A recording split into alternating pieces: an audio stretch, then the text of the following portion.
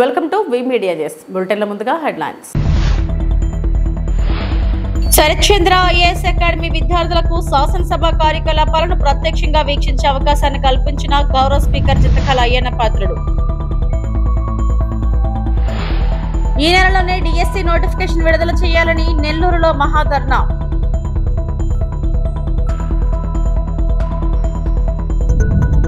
Nomination దాఖలు చేయనున్న Dasoju Shravan.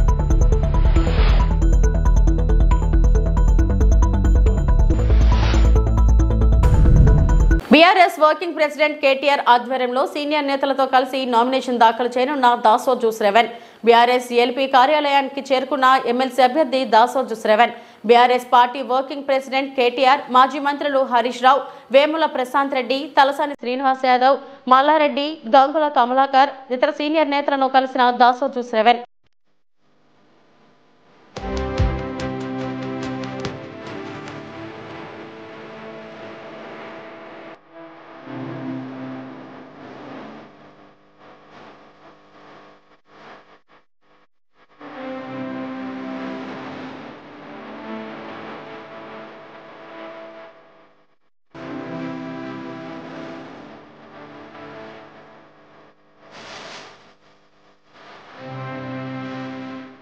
Sarathchandra IAS academy విద్యార్థులకు శాసనసభ కార్యకలాపాలను ప్రత్యక్షంగా వీక్షించే అవకాశాన్ని గౌరవ స్పీకర్ చింతకాల అయ్యన్న పాత్రుడు కల్పించారు.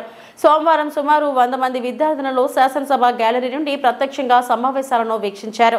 ప్రశ్నోత్తరాలు, 0 అవర్ వంటి కీలక అంశాలను గమనించి ప్రజా ప్రాతినిధ్యం వ్యవస్థలో జరుగుతున్న చర్చలు, మంత్రుల సమాధానాలు, సభ్యుల వాదోపవాదాలను ప్రత్యక్షంగా అనుభవించే అవకాశాన్ని పొందారు. ఈ సందర్భంగా విద్యార్థిని పావని తన అనుభూతిని వ్యక్తం చేస్తూ శాసనసభ సమావేశాన్ని ప్రత్యక్షంగా వీక్షించడం చాలా ప్రత్యేకమైన అనుభూతి. ఇప్పటివరకు టీవీలో మాత్రమే చూశాం. స్వయంగా చూడడం ఎంతో ఆనందంగా ఉందని తెలిపారు. ఈ అవకాశం కల్పించిన గౌరవ స్పీకర్ అయ్యన్న పాత్రుడికి కృతజ్ఞతలు తెలిపారు. ముందుగా నిన్న క్రికెట్ మ్యాచ్ చూసి ఉంటారు అందరూ.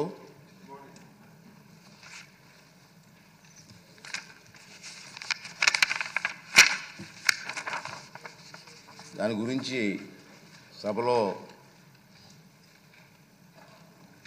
Champions trophy cricket tournament cup గెలుచుకున్న భారత క్రికెట్ జట్టుకు నా తరపున, ఈ సభ తరపున, తెలుగు ప్రజల తరపున శుభాకాంక్షలు తెలియజేస్తున్నాను. మన దేశం ఈ కప్పు గెలుచుకోవడం 3వసారి.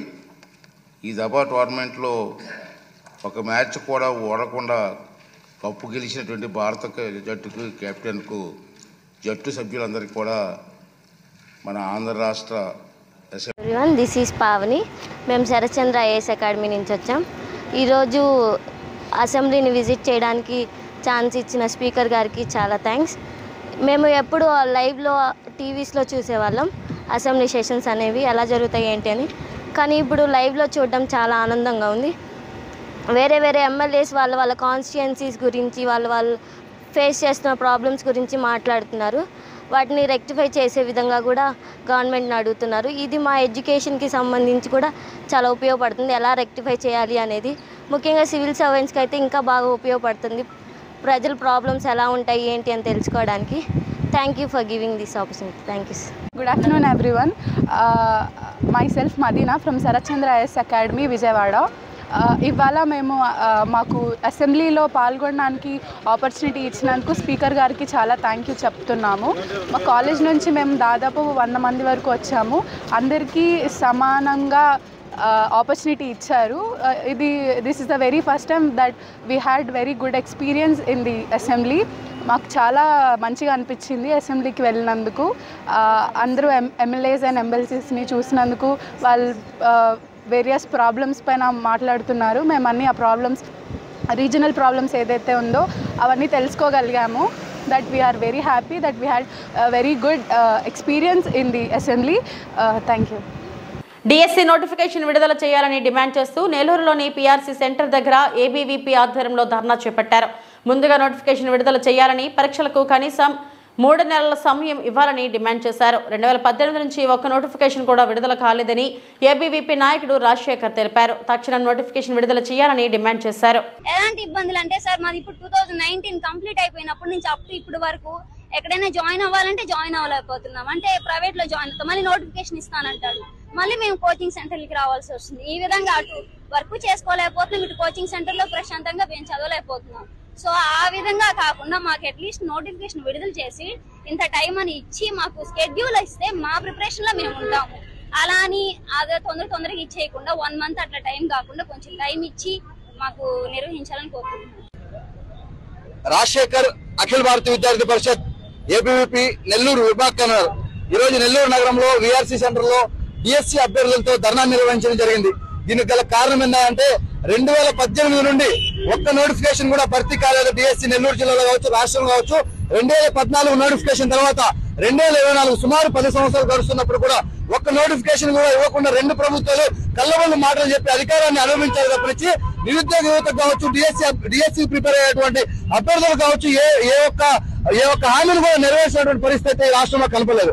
అయితే 2019 అధికారంలో ఎక్కినటువంటి జగన్మోహన్ రెడ్డి 2024 వరకు కళ్ళబొల్లి మాటలు చెప్పి అదిగో డిఎస్సీ, ఇదిగో డిఎస్సీ, అదిగో కోతి, ఇదిగో కోతి అన్నట్టుగా ఒక్క నోటిఫికేషన్ కూడా డిఎస్సీకి సంబంధించినటువంటి నోటిఫికేషన్ ఇవ్వనటువంటి కారణంగానే ఈ రోజు 2024లో వాళ్ళ యొక్క అధికారాన్ని కూకటవేలతో ప్రకటించి డిఎస్సీ అభ్యర్థులు మొత్తం ఒక తాటిపైకి వచ్చి కూటమి ప్రభుత్వానికి ఎలక్షన్ లో ఎన్నుకొని నారా లోకేష్ విద్యాశాఖ మంత్రి చేసుకుంటే ఆ యొక్క విద్యాశాఖ మంత్రి అధికారం లేనప్పుడు పాదయాత్ర చేస్తున్నటువంటి సమయంలో అనేక హామీలు ఇవ్వడం జరిగింది. ఆ యొక్క ఇచ్చినటువంటి అనేక హామీల్లో నేను అధికారంలోకి వస్తే, మా యొక్క ప్రభుత్వ అధికారంలోకి వస్తే మా చంద్రబాబు నాయుడు ముఖ్యమంత్రి ఎవరైతే ఉన్నారో మొదటి సంతకం డిఎస్సీ పైన పెడతా ఉన్నారు.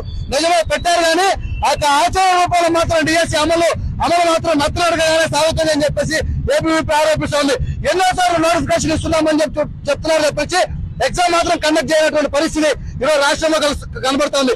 ఎంతో మంది మధ్య తరగతి పేద విద్యార్థులు ఫీజులు కట్టలేక హాస్టల్లో ఉండలేక నగరానికి వచ్చి చదువుకున్నటువంటి పరిస్థితిలో ఈ రోజు మీరు ఆ వర్గీకరణ అని చెప్పి, ఈ వర్గీకరణ అని చెప్పి, కోర్టు కేసులు అని చెప్పి, కళ్ళబొల్లి మాటలు చెప్పి కాలాన్ని వెలబుచ్చుతున్నారు తప్పించి ఈ యొక్క డిఎస్సీకి సంబంధించినటువంటి నిజమైన అభ్యర్థులకి న్యాయం దక్కే విధంగా ఏ ఒక్కరు కూడా ఈ యొక్క రాష్ట్రంలో ఉన్నటువంటి అధికారులు స్పందించినటువంటి పరిస్థితి. కాబట్టి విద్యాశాఖ మంత్రి నారా లోకేష్ గారికి ఒకటే చెప్పుకున్నాం, ప్రతిపక్షంలో ఉన్నప్పుడు కనబడినటువంటి డిఎస్సీ వారి బాగా అధికార పక్షానికి వచ్చిన తర్వాత ఎందుకు కనబడట్లేదని చెప్పేసి నారా లోకేష్ గారిని డిఎస్సీ అభ్యర్థుల తరపున ఏబీ ప్రశ్నిస్తోంది.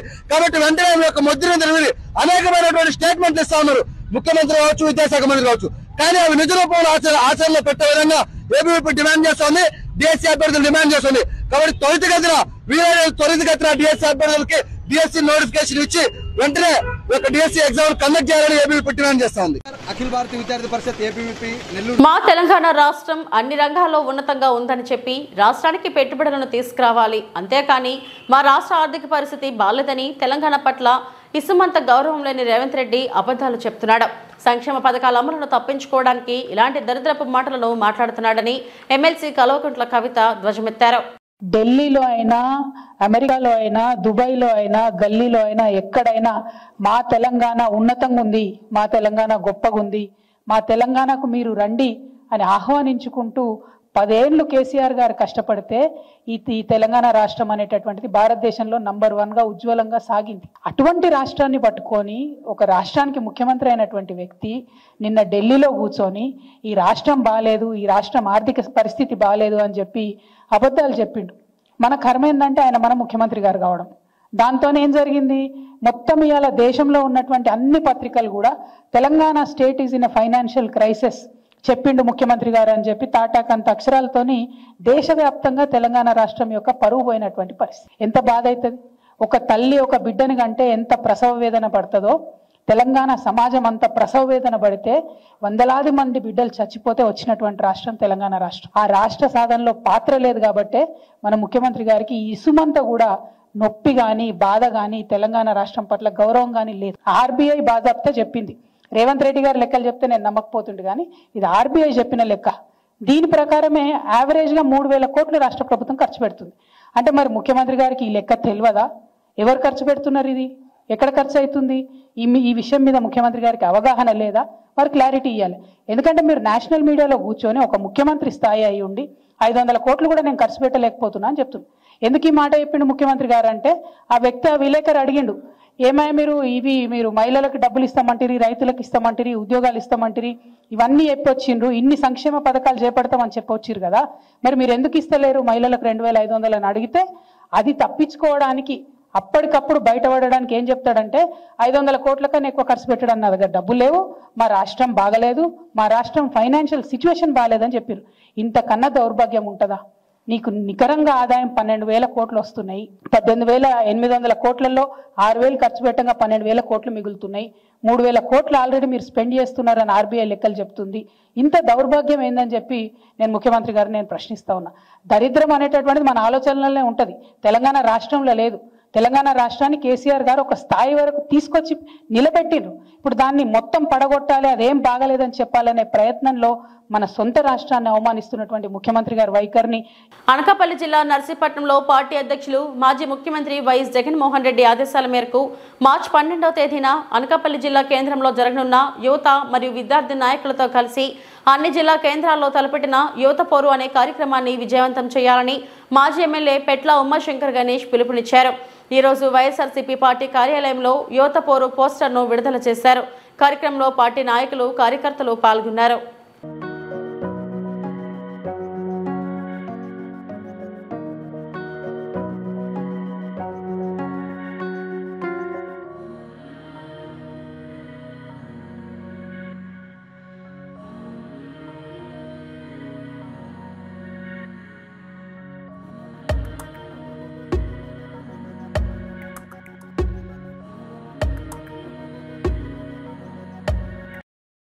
ఉక్కులో కాంట్రాక్ట్ కార్మికుల అక్రమ తొలగింపులు ఆపకపోతే నిరవధిక సమ్మె తప్పదని అఖిలపక్ష కాంట్రాక్ట్ కార్మిక సంఘాల నాయకులు ఉక్కు యాజమాన్యాన్ని హెచ్చరించారు.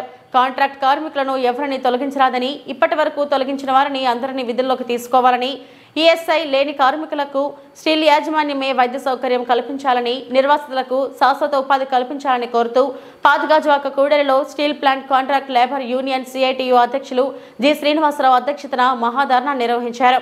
కార్యక్రమంలో నాయకులు మంత్రి రాజశేఖర్, అయోధ్యరామ్, డి ఆదినారాయణ మాట్లాడుతూ ఉక్కు ఉత్పత్తిలో గత 30 సంవత్సరాలుగా పనిచేస్తున్న కార్మికులను తొలగించడం అన్యాయమన్నారు. కేంద్ర ప్రభుత్వం ప్యాకేజ్ ఇచ్చింది కార్మికులను తొలగించడానికి అని ప్రశ్నించారు. కార్మికుల తొలగింపు ఆపకపోతే నిరవధిక సమ్మె తప్పదని హెచ్చరించారు. కార్యక్రమంలో నాయకులు నమ్మి రమణ, మంత్రి రవి, కె వంశీ, ఉరుకోటి అప్పారావు తదితరులు పాల్గొన్నారు.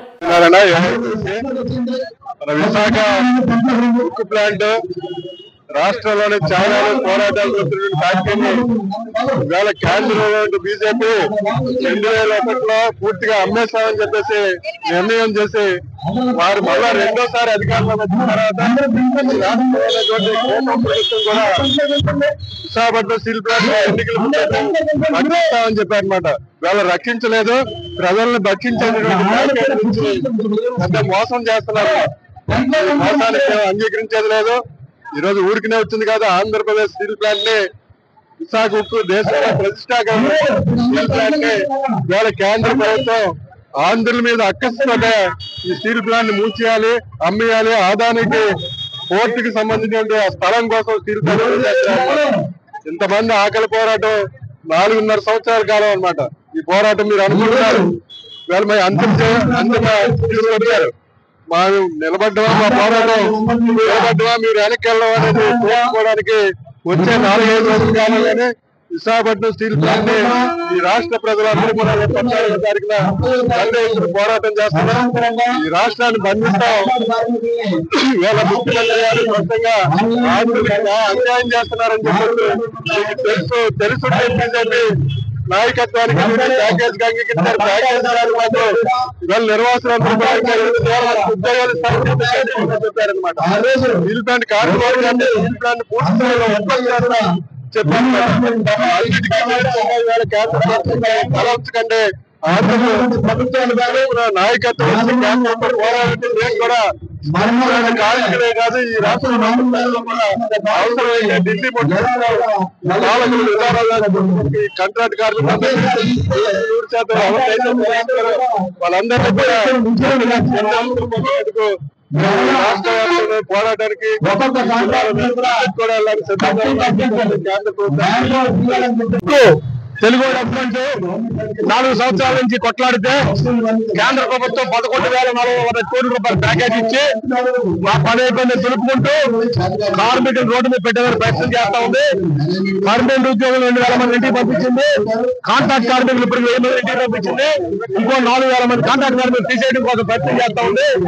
గత 40 సంవత్సరాలుగా కంటికి రెప్పల కంపెనీని కాపాడుకుంటూ ప్రభుత్వం 5,000 కోట్లు ఇస్తే దాన్ని 3,500 లక్షల కోట్ల ఆర్థిక తీర్చింది కార్మిక వర్గాన్ని. ఈ రోజు రాత్రి ఆపేసి ఇంటికి పంపించేస్తే 25 ఏళ్ళు పనిచేసే కాంట్రాక్ట్ కార్మికుల్ని రాత్రి ఉద్యోగులు ఆపేస్తే చూస్తూ సిద్ధంగా లేరు.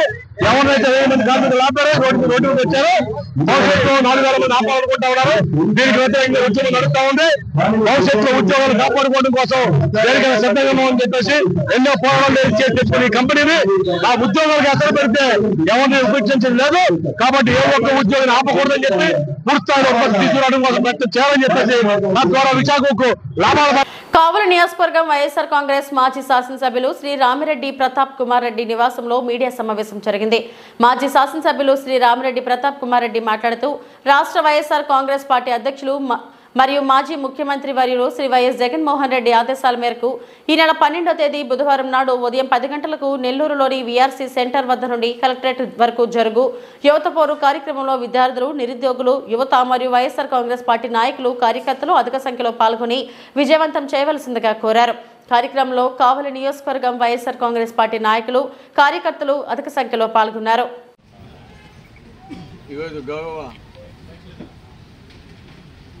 వైఎస్ఆర్ కాంగ్రెస్ పార్టీ అధ్యక్షులు, మాజీ ముఖ్యమంత్రి వర్యులు శ్రీ వైఎస్ జగన్మోహన్ రెడ్డి గారి ఆదేశాల మేరకు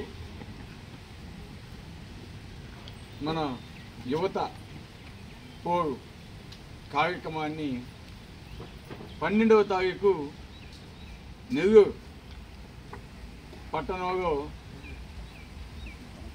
నిర్వహిస్తున్న సందర్భంగా ఈరోజు ఈ కార్యక్రమాన్ని ఏర్పాటు చేయడం జరిగిందని కూడా మీ అందరికీ తెలియజేస్తున్నాను. ముఖ్యంగా గత 24 ఎన్నికల్లో చంద్రబాబు నాయుడు గారు ప్రజలని, విద్యార్థులని, రైతులని, యువతని అందరినీ కూడా మోసం చేసేదానికి ఏ విధంగా హామీలు చెప్పాడో, ఏ ఒక్కటి నెరవేర్చకుండా ఏ విధంగా మోసం చేశాడో, దీనివలన నష్టపోతున్న ముఖ్యంగా విద్యార్థులు, యువతకి, అదేవిధంగా రాష్ట్ర ప్రజలకి అండగా ఉండాలి. ఆ విద్యార్థుల యొక్క తల్లిదండ్రులకి మనం అంతా కూడా అండగా ఉండాలని చెప్పి ఈరోజు ఈ యువత పోరుని ప్రారంభించడం నిజంగా చాలా సంతోషం. ఎందుకంటే జగన్మోహన్ రెడ్డి గారు ఎప్పుడు కూడా పేద ప్రజల పక్షపాతి. పేద ప్రజలకి ఏ విధంగా జగన్మోహన్ రెడ్డి గారు గతంలో ముఖ్యమంత్రిగా ఎన్నిక కాకముందు వాగ్దానాలు ఇచ్చారో అవన్నీ కూడా ముఖ్యమంత్రి అయిన తర్వాత ఏ విధంగా నెరవేర్చాడో కూడా ప్రజలంతా కూడా చూశారు. కానీ మన దౌర్భాగ్యం కొద్దీ చంద్రబాబు నాయుడు గారు లేనిపోని హామీలన్నీ, వీలు కాని హామీలన్నీ ఇచ్చి ప్రజలను మభ్యపెట్టి గెలిచిన తర్వాత ఏ విధంగా మోసం చేస్తున్నాడో కూడా ఈరోజు ప్రతి ఒక్కరు కూడా చూస్తూ ఉన్నారు, అర్థం చేసుకున్నారు. అందుకే ప్రభుత్వం వచ్చి 9-10 నెలలు అవంగానే ఈరోజు ప్రజల వ్యతిరేకత అనేది ఏ విధంగా బయటపడుతుందో, ఏ విధంగా తెలియజేస్తున్నారో ఒకసారి చూస్తే అర్థమవుతా ఉంది. చంద్రబాబు నాయుడు గారు అధికారంలోకి వచ్చి ఈరోజు మన విద్యార్థుల మీద కక్ష సాధింపు చర్యకి ఏ విధంగా దిగుతున్నాడో ఈరోజు అందరికీ అర్థమవుతా ఉంది. ఉదాహరణకి 5 త్రైమాసిక ఫీజు రింబర్స్మెంట్ పథకాలు ఇవ్వకుండా ఇంజనీరింగ్ విద్యార్థులు కావచ్చు, మెడికల్ విద్యార్థులు కావచ్చు, డిగ్రీ చదువుతున్న విద్యార్థులు కావచ్చు, ఉన్నత చదువు చదువుతున్న ప్రతి ఒక్క విద్యార్థి కూడా ఏ విధంగా ఇబ్బంది పడుతున్నారో వాళ్ళైతేనేమి వాళ్ళ తల్లిదండ్రులు అయితేనేమి ఈరోజు కాలేజీలకి ఆన్సర్ చెప్పగాక ఏ విధంగా ఇబ్బంది పడుతున్నారో అందరికీ తెలుస్తూ ఉంది. ఈరోజు కాలేజీ యాజమాన్యాలు కూడా టీచింగ్ స్టాఫ్కి కావచ్చు, వాళ్ళందరికీ కూడా ఫీజు కూడా వాళ్ళకి శాలరీస్ కూడా ఇవ్వలేని పరిస్థితిలో వాళ్ళు కూడా ఏ విధంగా ఇబ్బంది పడుతున్నారో అందరికీ అర్థమవుతూ ఉంది. ఎప్పుడైతే కాలేజీలు సక్రమంగా శాలరీస్ కావచ్చు, వసతులు కావచ్చు కల్పిస్తాయో అప్పుడే విద్యార్థులకు కూడా బోధన ఇవన్నీ కూడా బాగుంటుంది అనేది ప్రతి ఒక్కరికి తెలిసిన విషయమే. అటువంటి పరిస్థితిని ఈరోజు ఏ విధంగా నిర్వీర్యం చేస్తున్నారో ఈరోజు ప్రతి ఒక్కరు కూడా చూస్తూ ఉన్నారు. అదేవిధంగా కొంతమంది విద్యార్థులు అమ్మఒడి లేకనో లేదా ఫీజు రింబర్స్మెంట్ లేకనో మధ్యలోనే చదువులు మానేసి ఈరోజు పనులకు పోతున్న పరిస్థితి మనం కూడా చూస్తూ ఉన్నాం. గతంలో విద్యార్థులు బాగా చదువుకోవాలా, విద్యార్థులు బాగా చదువుకొని ఉన్నత స్థానాలకు పోతే రాష్ట్రం అభివృద్ధి చెందుద్ది, అటువంటి పేద బడుగు విద్యార్థులందరినీ కూడా మనం చదివించాలని ఒక మంచి ఉన్నత ఆశయంతో ఆనాడు రాజశేఖర రెడ్డి గారు ఫీజు రియంబర్స్మెంట్ పథకాన్ని తేవడం జరిగింది. ఎంతోమంది విద్యార్థులు ఈరోజు లక్షల మంది చదువుకొని ఈరోజు ఇతర రాష్ట్రాలుగా కావచ్చు, మన రాష్ట్రంలో కావచ్చు, దేశ విదేశాలుగా కావచ్చు ఏ విధంగా ఉద్యోగ అవకాశాలు తెచ్చుకొని చదువుకొని వారు ఉన్నత స్థాయికి పోయారో, వారు పోవడం వల్ల ఆ పేద కుటుంబాలు ఏ విధంగా ఆర్థికంగా బలోపేతమైనయో ఇది ప్రతి ఒక్కరు కూడా చూస్తున్న విషయం, తెలిసిన విషయం. అటువంటి విద్యని ఈరోజు ఏ విధంగా ఇబ్బంది పాలు చేస్తున్నారో కూడా. మా గ్రామానికి మేమే రహదారి నిర్మించుకుంటున్నాం. అల్లూరు సీతారామరాజు జిల్లా అనంతగిరి మండలం కీవర్ల పంచాయతీలో ఉన్నటువంటి నక్కుల మామిడి గ్రామం అల్లూరు జిల్లాలో ఎంత అభివృద్ధి అయినా మా గ్రామానికి రోడ్డు లేని పరిస్థితులు చూస్తున్నారు. భవనాల మాట అటుంచితే కనీసం ఊరు దాటి వెళ్ళడానికి రోడ్డు సదుపాయాలు లేక మా గ్రామానికి మేమే సొంత డబ్బులతో రోడ్డు వేసుకునే పరిస్థితి ఉంది. గ్రామంలో అనేక ప్రాణాలు పోతున్న అరణ్య రోదనే తప్ప అంబులెన్స్ శబ్దం వినిపించని పల్లెలో పురిటి నొప్పులు తెలియకుండా బిడ్డను కన్నేంత వెసులుబాటు కల్పించే సామర్థ్యం ఉన్న గిరిజన ప్రాంతాల్లో తల్లులు కనీసం ఆసుపత్రికి వెళ్ళడానికి ప్రాణాలకు తెగించాల్సిన పరిస్థితులు ఉన్నాయి. 5 ఏళ్లకోసారి మారే రాజకీయ నాయకులకు తరతరాలుగా వాళ్ల బాధలు పట్టడం లేదని ప్రజలు వాపోతున్నారు. అల్లూరి మన్యం జిల్లాల్లోని కొన్ని ప్రాంతాల్లో కనీసం రోడ్డు సదుపాయం లేక జనాలు తీవ్ర ఇబ్బందులను ఎదుర్కొంటున్నారు. అల్లూరు జిల్లా ఏజెన్సీ ప్రాంతం అనంతగిరి మండలం కివర్ల పంచాయతీ నక్కులమాడి గ్రామ సమీపంలో మనం ఉన్నాము. ఇక్కడ ముఖ్యంగా ఇక్కడ గిరిజనులు పడుతున్న బాధలు అయితే వర్ణానితమనే చెప్పాలి. ఎందుకంటే మనం ఇప్పుడు చూస్తున్నాం ఈ గ్రామానికి ఏళ్ళ అంటే స్వాతంత్రం వచ్చి నేటికి ఏళ్ళ గడుస్తుంది, కానీ ఇప్పటికీ కూడా కనీసం రోడ్డు సౌకర్యం లేక వీళ్ళు చాలా ఇబ్బందులు పడుతున్నారు. మరి ఎట్టకేలకు ఈ గ్రామానికి ఓట్లేసిన నాయకులు, పాలిస్తున్న అధికారులు ఎవరు కూడా పట్టించుకోకపోవడంతో పూర్తి స్థాయిలో మరి ఆ గ్రామంలో సుమారు 62 మంది ఉన్నారు. 62 మంది అంటే 62 గడపలు ఉన్నాయి, సుమారు 350 మంది ఉన్నారు. మరి వాళ్ళు మాకు తెలిసిన కథనం ప్రకారం పాపం వాళ్ళ ఇంట్లోనే చాలా మట్టుగా బంగారం అలాగే ఇతర వస్తువులు తాకట్లు పెట్టి నేడు వాళ్ళ సొంత డబ్బులతో ఇంటికి చందాలు వేసుకొని మరి ఇక్కడ రోడ్లు వేస్తున్నారు. మరి ఈ రోడ్డు కోసం గతంలో ఎవరైనా అధికారులకు తెలియజేశారా, అలాగే లేకపోతే నాయకులకు తెలియజేశారా? మరి గెలిచే ముందు ఏమైనా రోడ్లు వేస్తానని చెప్పి నాయకులు హామీ ఇచ్చారా ఏటి అనేది ఇప్పుడు ఆ గ్రామస్తులు ఉన్నారు. మరి వారి బాధలు వారి సమస్యలు వారిని అడిగి తెలుసుకుందాం. నమస్కారం అండి. ఇప్పుడు మీ గ్రామానికి మరి ఇన్నేళ్ళు అవుతుంది, మరి చాలా మంది నాయకులు మారుతున్నారు, వస్తున్నారు. మరి మీ గ్రామానికి వచ్చినప్పుడు ఎప్పుడైనా ఎవరైనా హామీలు ఇచ్చారా? ఓట్లకు వచ్చేటప్పుడు ఇచ్చారండి. ఏమనేవారు? మీకు రోడ్లు వేస్తాం, మాకు ఓట్లు ఇవ్వండి, మీ ఊర్లో కంపల్సరీగా మేమైతే రోడ్డు వేయించే బాధ్యత మేము పూర్తిగా తాయిలు తీసుకుంటున్నామని చాలా మంది మాట్లాడారండి. అది రీసెంట్ 5 సంవత్సరాల క్రితం కూడా మాట్లాడారండి మాతో. ఓకే, అంటే ఇప్పుడు మాకు తెలిసిన సమాచారం గతంలో ఏదో రోడ్డు ఇచ్చారట కదా? ఇచ్చారండి. అదే టెంకలవలస టు నక్కుమడి వరకు 4 కిలోమీటర్ల దూరం అనేసి ఇచ్చారండి. సో దానికి ఎలా ఉందంటే కాంట్రాక్టర్ గారు వచ్చారండి, పోలరెడ్డి గారు. వచ్చిన తర్వాత టెంకలవలస నుండి స్టార్ట్ చేసి నక్కుమడి వరకు రోడ్ అయిపోతుంది అనేసి స్టార్ట్ చేసిన తర్వాత ఏమన్నారంటే 3,50,00,000 సరిపోవట్లేదండి, బ్రదర్ గా మీకు దీనికి సర్వే చెయ్యాలి, ఎక్సలెంట్ గా ఇచ్చి మళ్ళా ప్రపోజల్ పెట్టాలనేసి అన్నారండి. సో అది ఇచ్చిన తర్వాత మధ్య పందిరిమాడ వరకు వచ్చి తార్ రూట్ వేసి వెళ్ళిపోయారండి. ఇవే ఇప్పటివరకు నా బులెటిన్ అప్డేట్స్. నమస్తే.